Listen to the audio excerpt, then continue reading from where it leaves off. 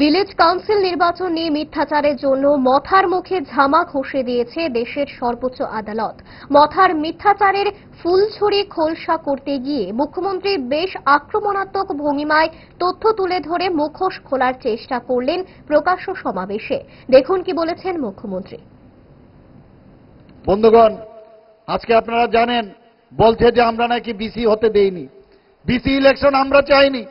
অথচ আমরা বারবার বলছি বিসি ইলেকশন আমরা ভারতীয় জনতা পার্টি আমরা সবসময় প্রস্তুত, এবং কথা নাই বার্তা নাই, আমাদের সরকারের সাথে কোনো কথা নাই। 23টা বিসি সেখানে বাড়িয়ে দিলেন, অথচ আমাদের সাথে কোনো সম্পর্ক নেই। সুপ্রিম কোর্টে কেস করলেন, অথচ আমরা সুপ্রিম কোর্টে আমরা বললাম বিসি করার জন্য আমরা তৈরি আছি।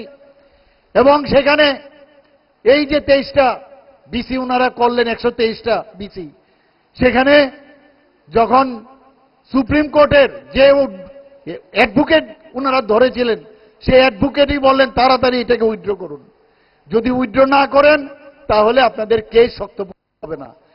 বাধ্য হয়ে তাড়াতাড়ি সেটা উইথড্র করলো।